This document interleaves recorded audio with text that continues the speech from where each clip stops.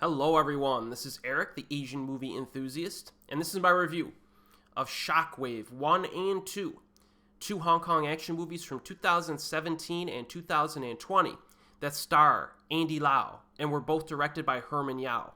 Now, Yau's filmography is an eclectic collection of different genres, kind of a jack-of-all-trades director.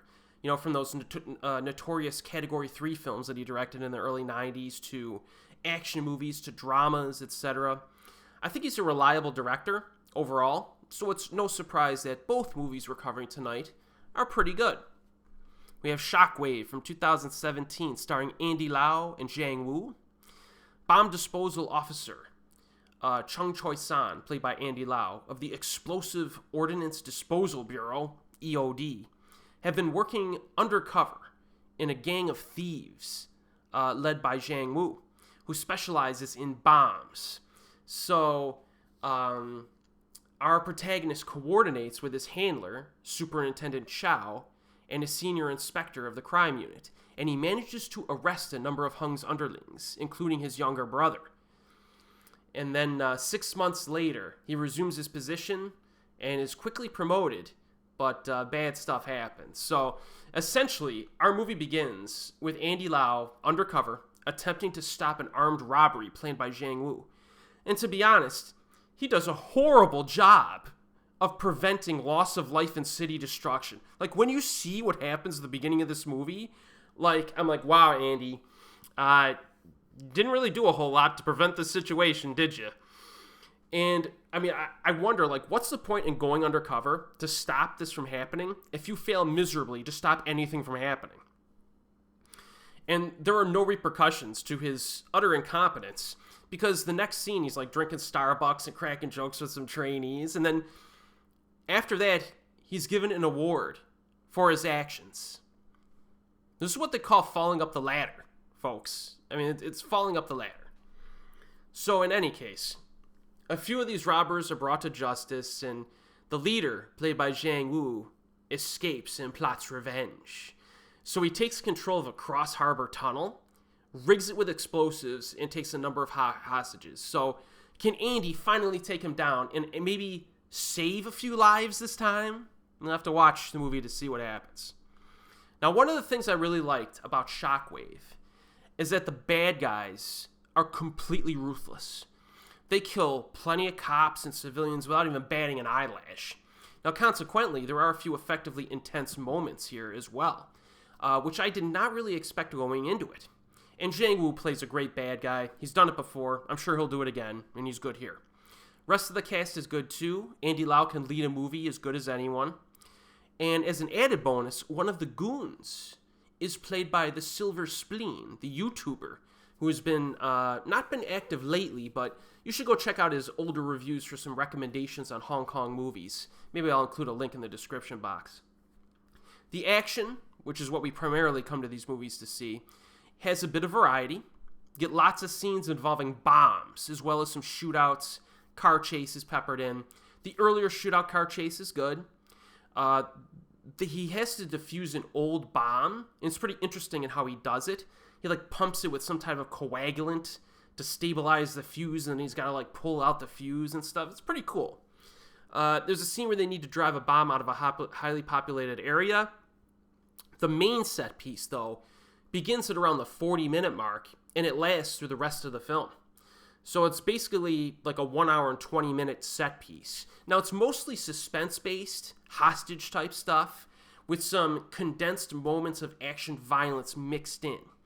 And then the film ends with a very solid shootout and a car duel inside of the tunnel. It has some demolition derby-style destruction. So I think overall, this isn't not an elite Hong Kong action movie, but it's a satisfying actioner. I recommend Shockwave. Now, Shockwave 2 stars Andy Lau and Lau Ching-wan, and this is a sequel in name only, all right? So after being found in a coma at the spot of a terrorist bombing attack, a man, played by Andy Lau, is suspected of being involved in several bombing attacks over the next few years. The film opens with a train crash at an airport where the train is used as a bomb delivery transport device, It's pretty shocking opening sequence. Of course, they don't go all the way with it. The film isn't that hardcore.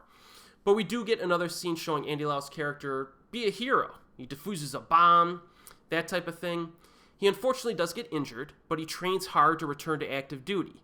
Then the film cuts. It's like a sharp cut in time to 5 years later. And his character's like a bad guy now.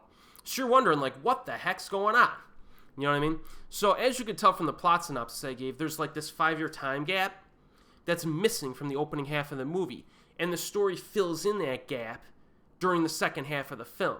So it requires quite a few flashbacks. It is contrived a little bit, but I have to give this movie credit for being somewhat ambitious in how it frames our main character. You see him as a good guy, and then you cut in time, you see him as a bad guy. And then something happens where you see him as a guy who doesn't know if he's good or bad. You know what I mean? So it's really, like, you can understand his frustrations as to why he's lashing out.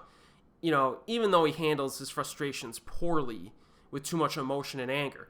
But I do think the script, even though it bites off a little bit more than it can chew, is an interesting character arc. And it feels a little bit different. It's one of the ways that Shockwave 2 distinguishes itself from its predecessor. You know, at the very least, they just didn't do the same thing again. You know, it's like, hey, this guy took over this other tunnel, or took over an airport, and now we got this, you know, they did something different. So that's good. Action is kind of front-loaded and then back-loaded, leaving kind of a soft middle section that's dedicated mostly to the drama and the flashbacks and stuff. The opening 40 minutes are pretty fast-paced and fun. Multiple bomb disposal scenes, chases, fights, some gunplay. And the disposal scenes, just like the first film, are executed pretty well. Some suspense and detail. And I like the action scenes in the hotel and at the hospital. There's a good foot chase. Like, a nice variety here.